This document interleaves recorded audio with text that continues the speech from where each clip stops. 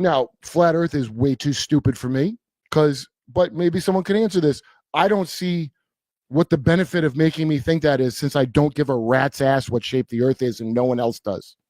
So I don't care about any math. You got some math about why it's not round? I don't care.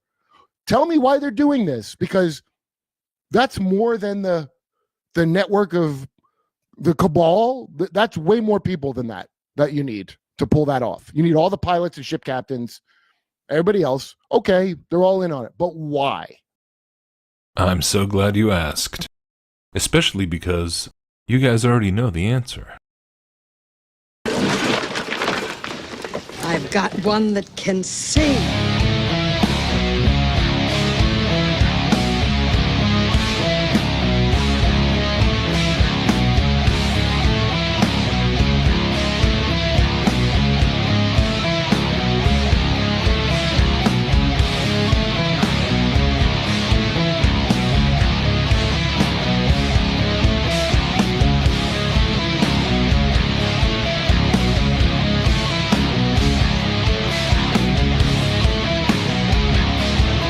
The greatest trick the devil ever pulled was convincing the world he didn't exist.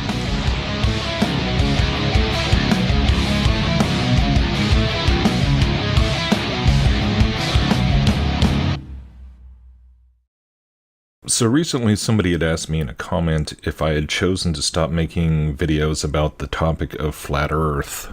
And my response, I think, was something along the lines of no, but I have admittedly kind of pulled away from a lot of the discussion on flat Earth that you kind of tend to find in a lot of the circles and channels that either get caught up in just debating all the same old questions about the model, especially since that whole dubious final experiment nonsense in Antarctica, and a lot of people just being consumed with arguing over whether it was really filmed in Antarctica or, CGI or green screen, and all that I kind of just really got pretty tired of. And sort of by extension, just the whole YouTube and social media feud that's arisen over the last few years between all these flat Earth debunker channels, going after the flurfs all the time, and it just inevitably devolves into this very juvenile sporting match of trying to dunk on the other team. And even though I know I've been guilty of getting sucked into that at times myself, so I guess I've just been trying to learn to not get sucked into that sort of culture war junk in alternative media, specifically with flat Earth. And I think especially trying to argue with guys like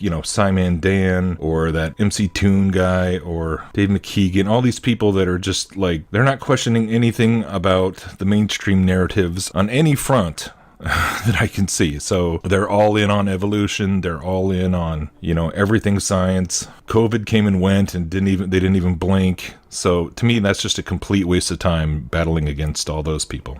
But on that note, when I came across this live stream conversation between Kurt Metzger and Jay Dyer recently, and Kurt brought up flat Earth, and he asked what I at least hope was a sincere question about, why would they endeavor to concoct such a massive deception about the nature of the world that we live in? And so the only reason I'm choosing to make a response to that video here is because I've actually been following both Metzger and Dyer for quite a while, and, I appreciate their combined knowledge about a whole host of different topics, within the broader scope of conspiracy research, and particularly their focus on media and propaganda and mind control, and how all such things play a massive role in how the public at large is manipulated into all sorts of false political and spiritual narratives. So, and since we're already on the same page on so many levels, it's okay, this feels like a worthwhile thing to interject into. Jay Dyer probably needs no introduction to most of you guys. He's been putting out books and videos on this topic for years now. And Kurt Metzger, I gotta admit, he might be my favorite comedian out there right now, if not ever.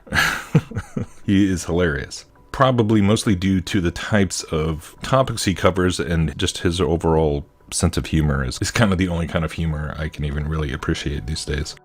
This is based on like the hypocrisy and the hubris of man and the insanity of clown world. And, the jokes kind of just write themselves, which is basically what I like about his comedy.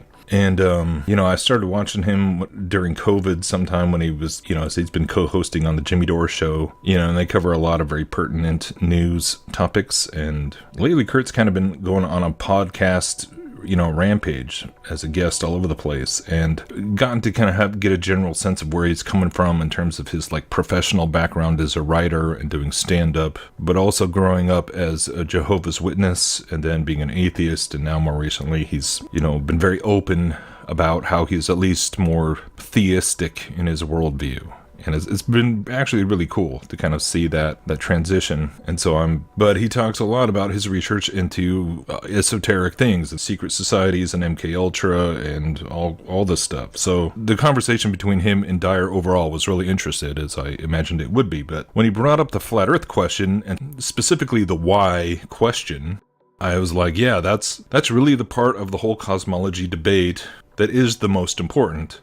And yet, sadly, it often gets very little attention by a lot of the more well-known flat earth voices out there. Or they kind of give a very surface-level treatment of it, repeating just some sort of vague lines about how it's to hide God or hide the creator. Though, a whole lot of the time, they don't really seem that interested in discussing who that God really is or what the whole purpose of knowing him really is, as much as they are in just debating, the model or repeating a lot of the sort of generic new agey type of proclamations about reclaiming your own sovereignty and divine purpose and all this kind of stuff. They'll talk about being special and created and how evolution is a lie, which of course is a big part of it. But ultimately, there are a lot of flat earthers out there who will talk about God, or even happy to discuss the Bible passages that point to the earth being an enclosed, fixed realm. But they still don't necessarily want to get into that controversial Jesus character, or the gospel thing that he was always talking about.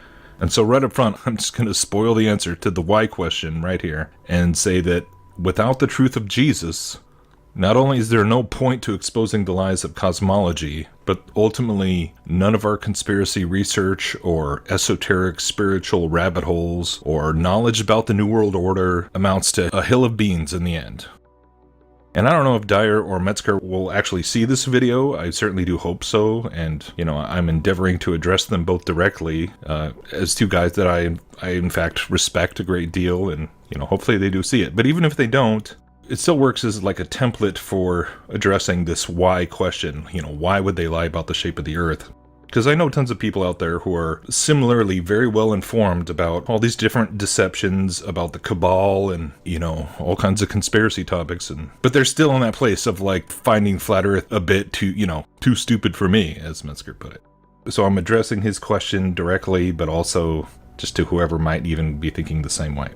And as a side note, I've actually been pretty stoked to hear Kurt mentioning recently that he's become a fan of guys like Gary Wayne, with all of his Nephilim and Bible research, but also Nathan Reynolds, who has, one of the most amazing testimonies out there. And he talks unashamedly about things like satanic ritual abuse and mind control, and overall just how the invisible spiritual realm is very, very real. And also Kurt turned me onto that Control Alt History channel, which does really good work too. So, I'm a fan of his work and his research. So that's basically what I was getting at when I said that Dyer and Metzger already know the answer. Because despite what other issues we might disagree on, they both certainly do believe in a spiritual dimension to reality. And they've spent years contemplating how media and culture and government have molded public perception of that reality. And that is basically the reason I find listening to both those guys interesting, is because they've spent a lot of time researching it and connecting a lot of dots in terms of the propaganda. In fact, it was almost kind of ironic that in that very same episode, Dyer and Metzger are talking about how today we're already at the level where MK Ultra is happening on a worldwide scale, like a population level scale, as evidenced by things like COVID 1984, or all these false flag operations, or, just the funneling of entire generations into this new cyber pseudo-reality fueled by social media and digital stimulation. And there's so many examples, but in other words, these are two guys who know a lot about the subject of mind control, to the point of saying that, like, yes, it can work on this massive scale where people don't obviously realize they're being mind controlled or realize they're being manipulated. Doesn't mean they're all in on the same doesn't mean everybody's lying. And it's the same thing with cosmology. The why question is undoubtedly more important than, squabbling over all the little details that are, supposedly so far away out in outer space anyways, that it's realistically isn't going to impact your day-to-day life anyways. Getting into like all the physics of the orbits of things, and it's like, how does it really impact society? How does it really impact culture and spirituality? And why? What is the point? What is the propagandistic function of lying about outer space? That is the question that I've kind of been obsessed with for about 10 years, and so that's what I love to talk about, and that's why I'm making this video. She thinks she missed the train to Mars. She's out back counting stars.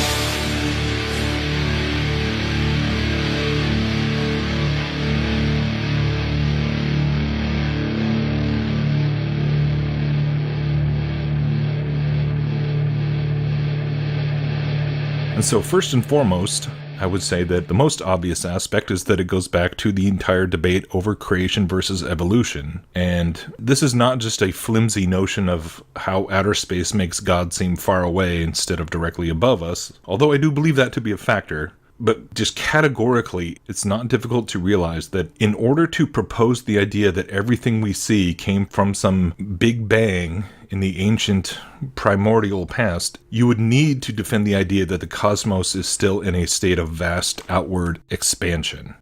Everything has to be moving, and the Earth that we live on is just some tiny little fleck, basically just some tiny little particle coming out of that explosion, that cosmic explosion.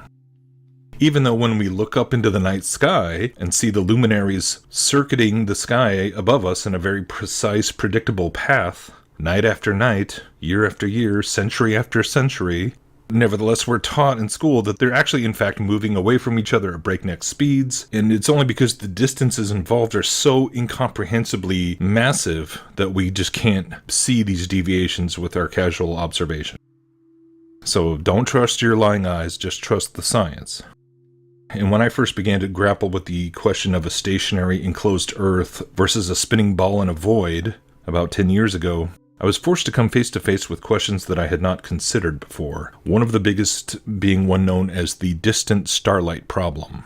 Now, if you haven't heard of it, the distant starlight problem is the name that's been given to this paradoxical predicament that arises when you're trying to reconcile the belief in a young Earth model, as the Bible describes, with the simultaneous belief in a universe that is billions of light years across. And so this is something that a lot of conventional creationist ministries have tried to grapple with or sweep under the rug in various ways, and the more I looked into it, the more unsatisfied I became with their ability to deal with it, because it was like this glaring contradiction in their entire paradigm, right? They believe in a young Earth, roughly 6,000 years of history, as the Bible tells us, but then they believe in billions of years of distance. This is a problem. As we all remember from our public school indoctrination, a light year is a distance that allegedly travels through outer space at the course of one Earth year, which they claim is approximately 6 trillion miles or 9 trillion kilometers. And so when astronomers claim to be viewing a celestial object that is, say, 13 billion light years away, then what we are supposedly seeing is the appearance of that object as it looked 13 billion years ago. This is why when they talk about Hubble and the James Webb telescope, they talk about it being like a time machine and looking into the past and all this stuff, and looking all the way back to the days of the Big Bang. In other words, the entirety of modern astronomy is predicated upon the assertion that the universe in which we live is, at the very least, billions of years old. Billions, billion, trillions, trillion, million, million, million, million, million, billion, 400 billion suns. And in a constant state of flux or cosmic evolution.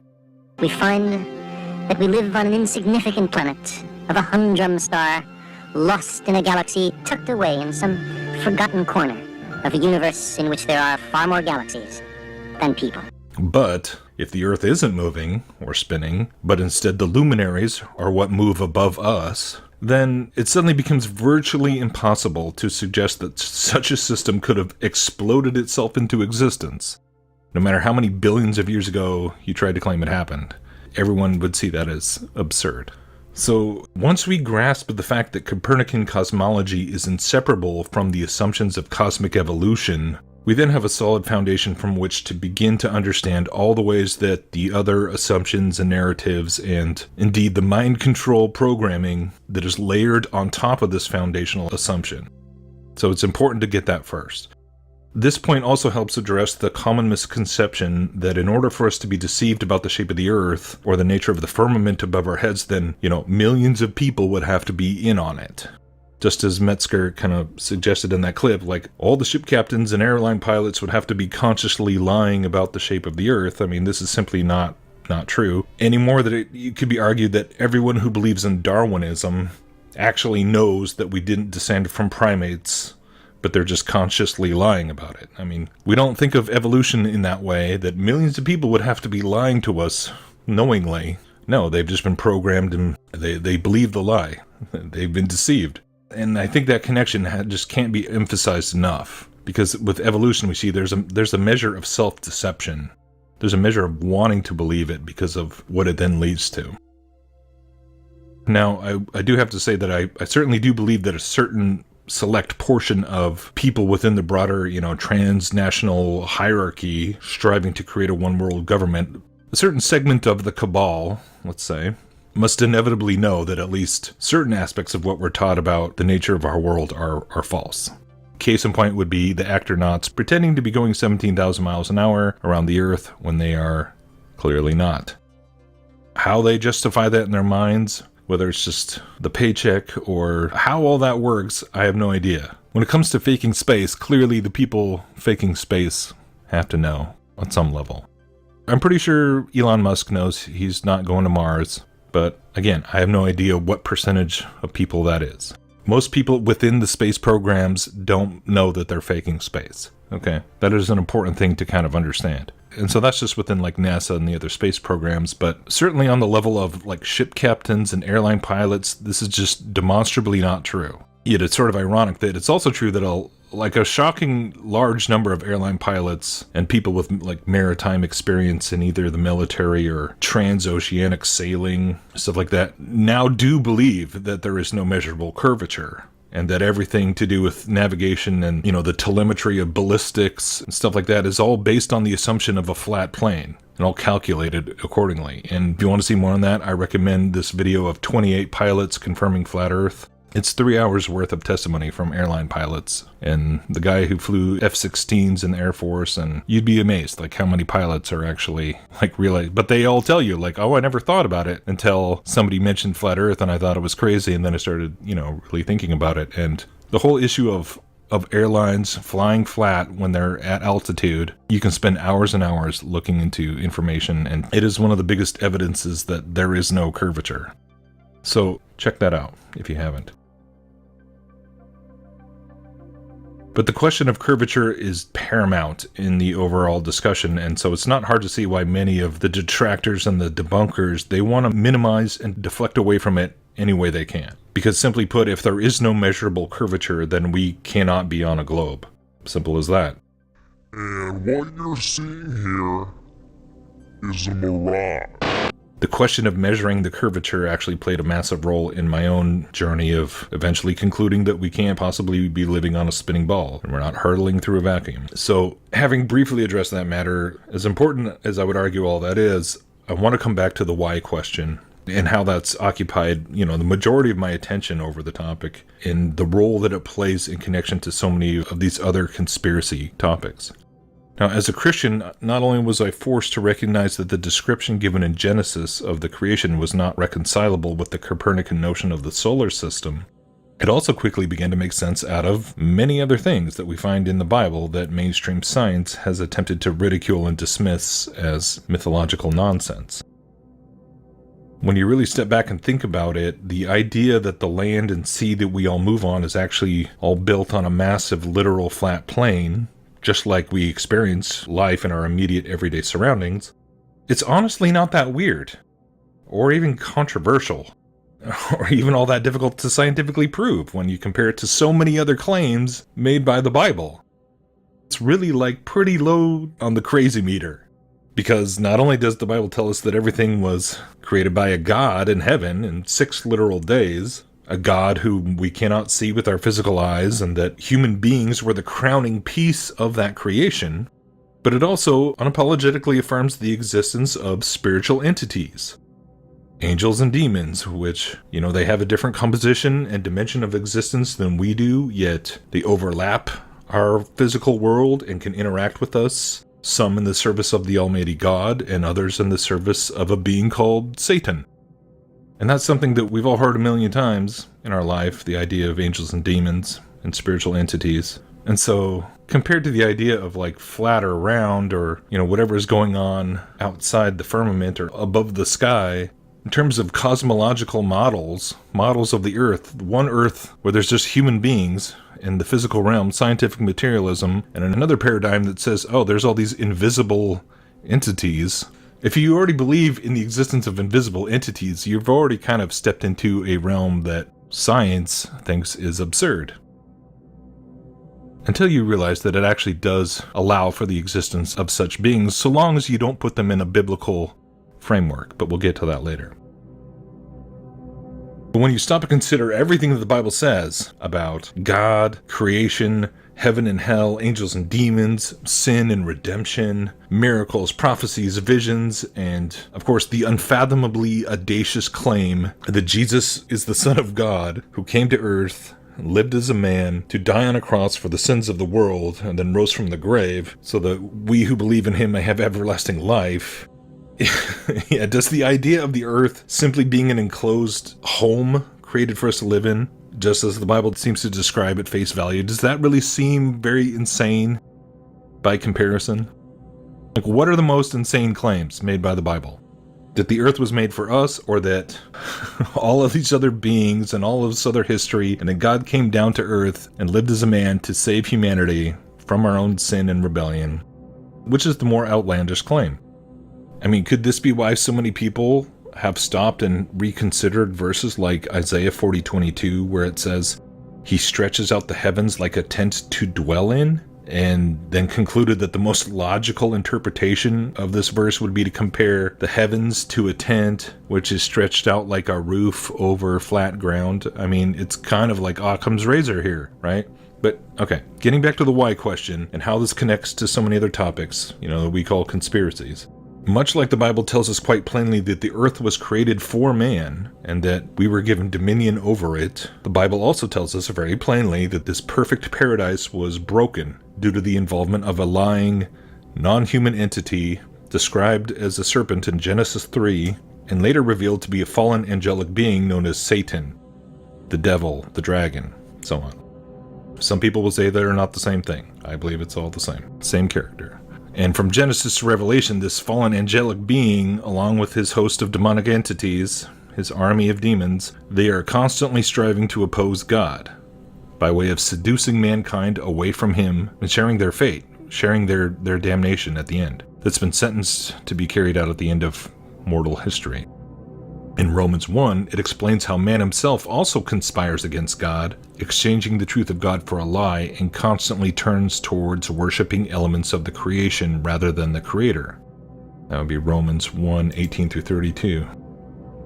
So simply put, the biblical framework for understanding the various conspiracies we see unfolding in the world today, whether in the realm of politics, religion, science or technology, or whatever else, consists of understanding that there is an interplay at work between Satan, whom the Bible calls the god of this world, and fallen humanity.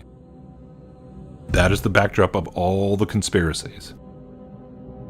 In fact, in Matthew 4:8-10, Satan tries to tempt Jesus by offering him all the kingdoms of this world. And Jesus doesn't respond by pointing out that they're not Satan's to offer. He responds by quoting the commandment to love the Lord your God and serve him only. And conveniently enough, the symbol of the pyramid with the all-seeing eye, which today everyone is now quite familiar with, it depicts the same framework.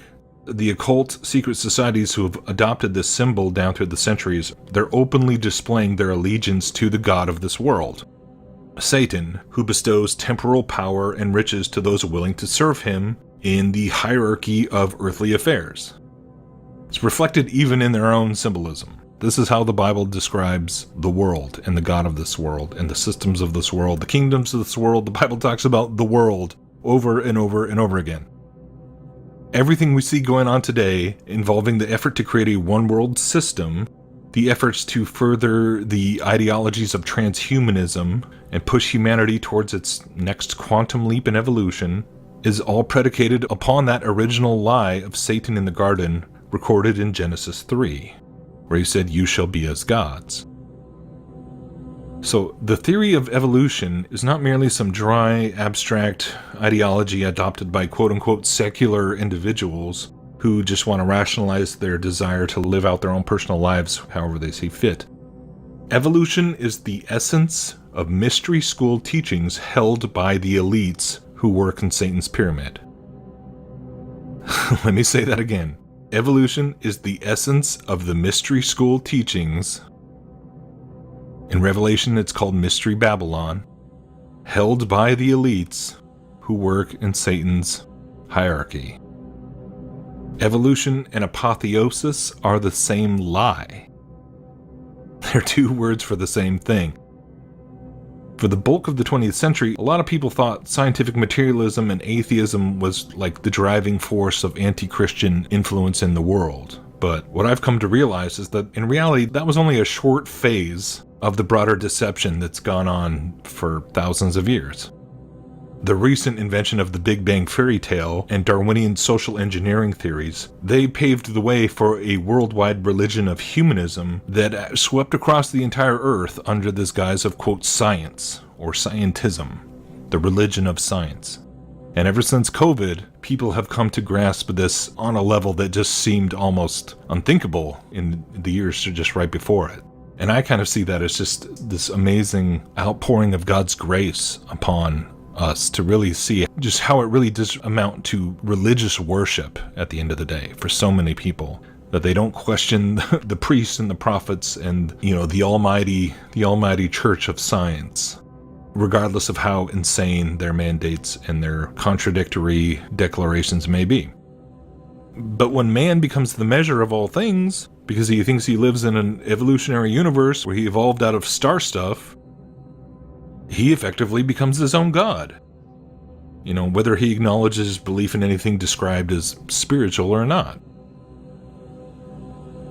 But we are spiritual beings, ultimately, and the mechanical emptiness of raw materialism won't satisfy most people for very long, and so we've seen a massive shift back to a longing for some type of spirituality, described as sort of like a reawakening or the re-enchantment, you know, back to ancient forms of paganism and mysticism, while the traditional biblical worldview continues to be ridiculed as, you know, superstitious and scientifically absurd.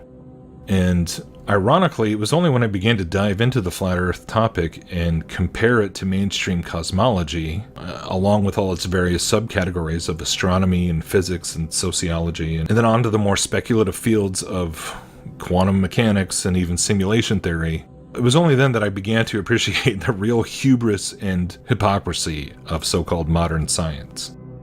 Because all these science experts like Neil deGrasse Tyson or Michio Kaku, they'll scoff and mock the idea of an all-powerful God who created everything, but they'll turn right around and have no objections to the possibility that our entire reality is just some massive simulation running on the computer of, you know, an alien teenager in his basement or something. And I begin to just marvel at this.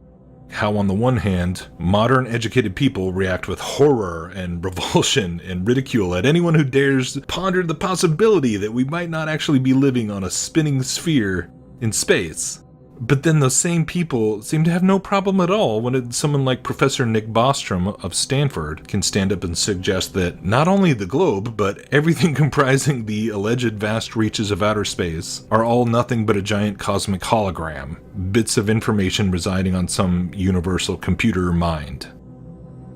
People freak out if you suggest that SpaceX could be faking rocket flights to the ISS, but then Elon Musk can say that there's only a 1 in a billion's chance that we're living in base reality. And somehow that's not objectionable. And it might even be the musings of a genius, you know. In other words, it's like if you say space is fake and created in a Hollywood basement, then you're a crazy conspiracy kook. But if you suggest that the entirety of the universe is just an alien simulation, or an illusion created by our collective cosmic consciousness, or a hologram being projected from an infinite number of possible realities within the matrix of quantum potentiality, that's all fine. Nobody cares. Nobody cares if it's all just an illusion or just a simulation. And that continues to baffle me to this very day. But really, after I had traversed just a short ways into those arenas of quantum physics and simulation theory, the mockery and the ridicule aimed at those of us who'd consider an enclosed biblical earth just felt like a joke unto itself. Really, it became transparently obvious that the quote-unquote scientific elites, who insist they know so much about the universe and how it all works, they aren't offended whatsoever by the most fantastic theories or speculations imaginable, so long as they don't involve the existence of an external creator God who has authority over us and the definitions of morality.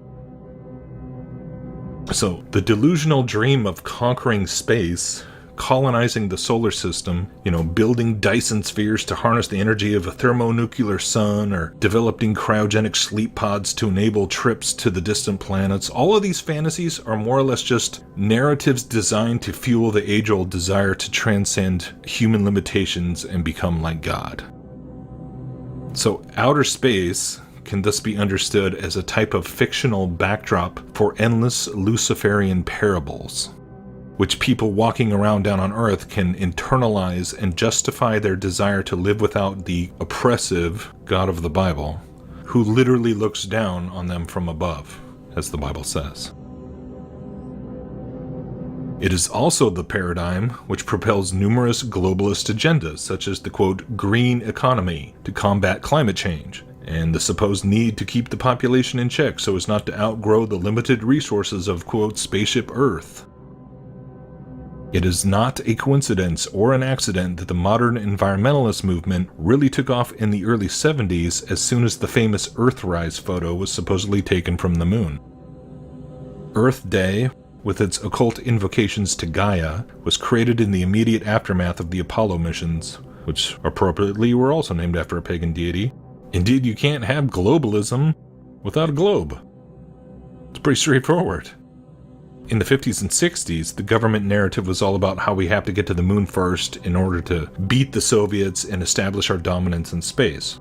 And as soon as those Freemason actronauts planted their flag in the moon studio dust, suddenly the need to build a moon base and have a permanent station up there was somehow no longer a priority, and everyone had gotten bored of it, or whatever their excuse was. We destroyed all the plans, or whatever. Instead, it all immediately switched to this narrative of international cooperation, starting with the Apollo-Soyuz docking missions. That was in 73, I think, or from 73 to 75. All of a sudden, it was all about working together. We don't need to go to the moon. It went from colonizing the moon to building an international space laboratory in low Earth orbit, where all the nations could supposedly conduct science experiments in zero gravity and harvest the inevitable scientific breakthroughs that would supposedly follow, all while gazing out the window and peering down onto the magnificent blue orb below. It became all about looking back down on the Earth. The marvelous blue marble, which became the icon of all icons, the most ubiquitous symbol to populate the zeitgeist that we were all reared in. The symbol that you have seen more times than any other symbol in your life. If you want to talk about propaganda and mind control, this is like the mothership, the mother of all propaganda symbols. From the 1970s until the present day, we've been steadily fed a diet of images portraying the quote, fragile Mother Earth, a world with no borders, a planet protected by a tiny thin layer of atmosphere, protecting us from the harshness of the cold outer void, a world which seen from above from the perspective of the overview effect, as NASA coined it. Look up overview effect. And this overview effect that requires us to learn how to have a global mindset, rather than a selfish, ignorant, nationalistic one. They literally came up with a name for the effect of their propaganda. They literally coined a phrase for the desired change that is supposed to happen in the mind of the people being subjected to this mind control. It's called the overview effect. And it's admittedly a pretty horrifying realization to come to the conclusion that this most iconic image that was so long was regarded as the most definitive example of our alleged collective achievement as a human species is in fact an indispensable component of the greatest MK Ultra psyop of all time. I'll grant you that. It's a lot to swallow. It's pretty insane. But in fact, I look at it now, I see it as the icon of eugenics. I see the symbol of humanism itself. It is the iconography of the one world system. It is the icon of the New World Order. It is literally a new world view programmed into the minds of billions of people, designed to justify everything from a centralized digital economy, total surveillance, forced medical procedures, population control, synthetic food production, coerced urbanization, social isolation, gender fluidity, which is, self-sterilization, weather modification. I mean, virtually every globalist agenda that has been exposed and decried ad nauseum over the past several decades. And that's only touching upon the external physical realm of politics and economics. On a deeper level, on a spiritual level, the belief in a vast universe full of star systems where life can potentially be evolving alongside of us, or before us, in endless different variations and ways, this allows for the belief in the existence in, quote, extraterrestrials of every conceivable form. And it's not even necessary to explain how much we've been bombarded with media and material over the course of our entire lives, involving the prospect of, everything from little green men, to the alien greys, to alien entities that have evolved beyond the need to even inhabit physical bodies at all. Some ethereal, AI entities that have transcended physicality altogether. Kind of like a spiritual being, right? There is not a single concept that was formerly resigned to the realm of metaphysics or the paranormal, the occult, mysticism, that today cannot be represented through the lens of science and science fiction.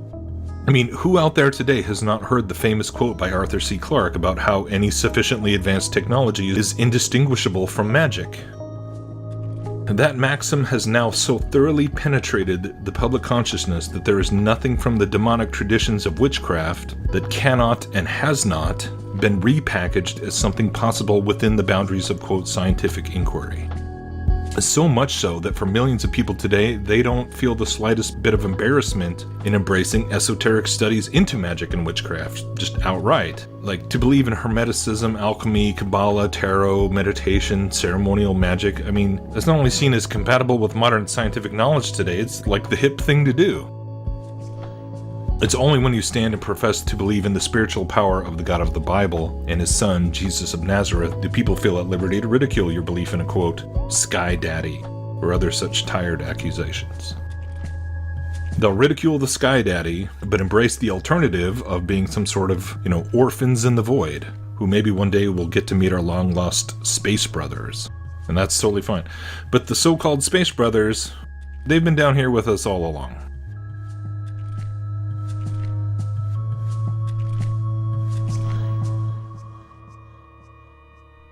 When we humble ourselves enough to put more trust in what God has revealed through his word than through the vain imaginings of man, we can know the why behind the conspiracy.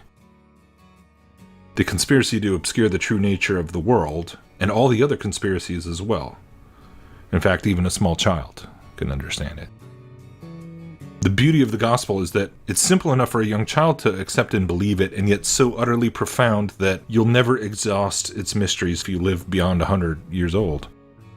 And deep down, each of us knows that we will face the end of this mortal existence sooner or later.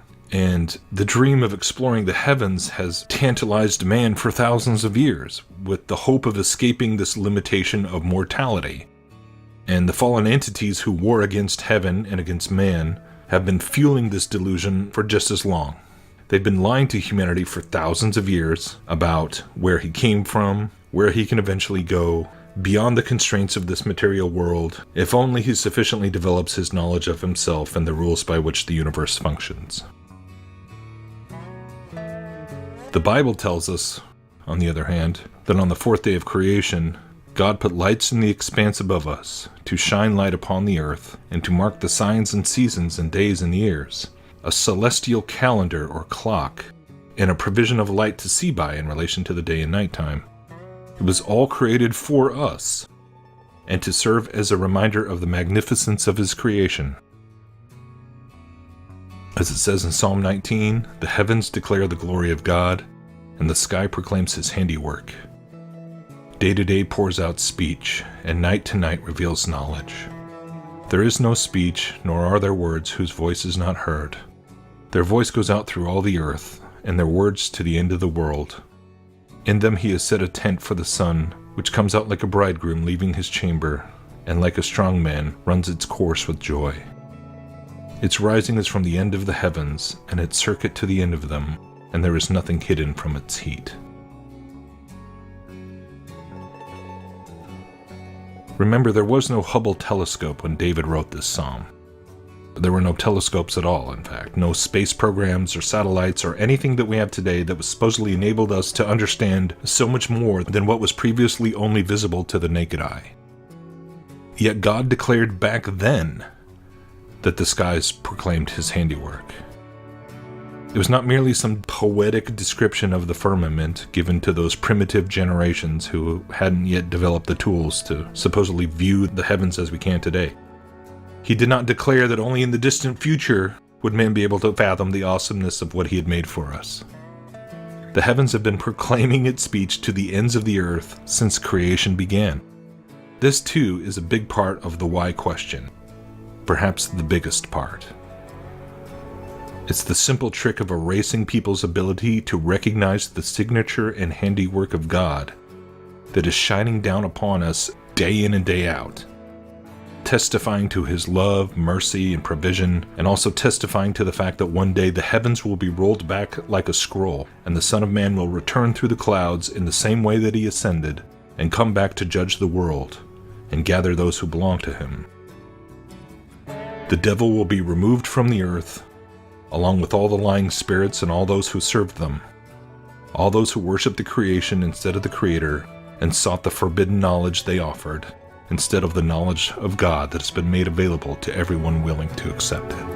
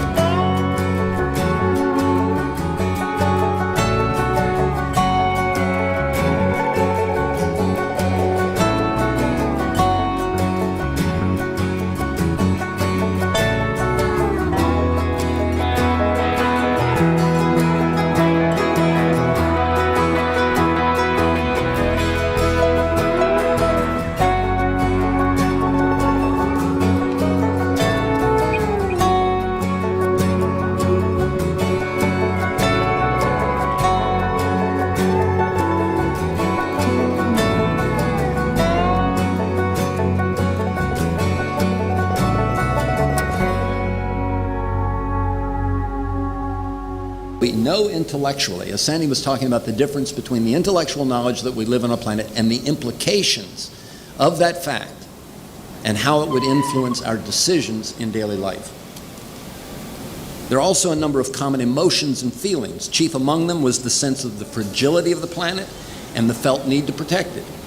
This was one of the primary reasons for the forming of the Association of Space Explorers, the astronauts' own organization, as well as this related sense that they talked about of returning, feeling for the first time a citizen of the planet rather than the locality of their origin. So as Frank mentioned, they frequently felt a strong sense of kinship or commonality with the peoples of the Earth, using phrases like "we're all in this together." And there are hundreds of such statements from other astronauts, which we've been working to compile and to publicize. Frank also documented many of their predictions that these effects would create huge social changes once this understanding and this perspective and the experience itself began to percolate through our culture. And we certainly today have remarkable new technologies for doing that, both the internet and modern media systems and increasingly sophisticated simulation and virtual reality systems, which are needed in order to get this across. Let me quickly list some of the most important ideas that I want to leave you with. First, from hundreds of astronaut statements, we know that the overview effect is a very real, interesting, unusual, and potentially profoundly moving experience. As Frank and I have said numerous times, neither he nor the Institute invented the experience. We're simply researching and extending the reports of the astronauts themselves. Frank coined the term, and that's given focus to it so that we can study it as a subject. Secondly, this is not just an experience of the legendary beauty of the Earth and the understandable awe and wonder of seeing the universe directly. Rather, there is a subtle shift in the very makeup of the mind of the astronaut. So subtle, in fact, that it may go unnoticed for some time, overwhelmed by the very barrage of sensory experiences that produces it. Or it may have a very quick and sudden change. Both have happened. Third, there are more familiar experiences that also produce shifts and changes in a person's mental makeup. Some of these, which Frank has termed overview analogs, are multicultural travel, extensive education, strong physical experiences such as wilderness trekking, deep sea diving, ocean sailing, mountain climbing, and the like. Not to say that they produce the same thing, but they produce a sudden shift that changes a person's worldview. Many of these analogs have been studied by cognitive brain-mind scientists. This is my field. And we've applied these findings to the space experience directly.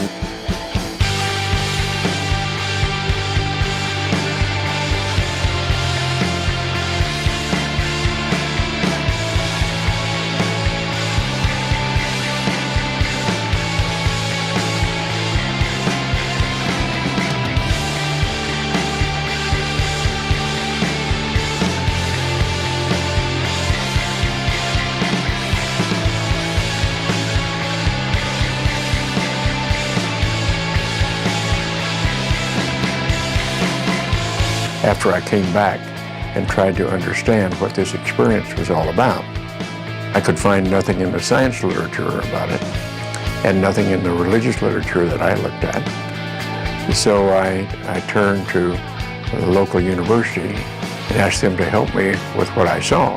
And when they came back to me a few weeks later and said, well, in the ancient literature, we found a description called Salvakapa Samadhi. And they said that means that you see things as you see them with your eyes, but you experience them emotionally and viscerally as with ecstasy and a sense of total unity and oneness. And I said, well, that's exactly what the experience was. And so it's rather clear to me as I studied this, it wasn't anything new, but was something that was very important to the way we humans were put together. Many of the great wisdom traditions of the Earth have pointed to what we're calling the overview effect. That is to say, they have realized this unity, this oneness of all life on Earth and of consciousness and awareness. Within the Western tradition, I think it's quite new and quite shocking because there's been much more of a sense of separation. But if you look at other non-Western cultures, especially in Asia, the emphasis on those has always been on realization that the self and the world are not separate from each other, but that they're really interconnected, that the individual self and the species as a whole is a manifestation of the larger whole. As you go into your mind in a contemplative way, the sense of the living reality of the planet becomes obvious. You become more in tune with the natural world.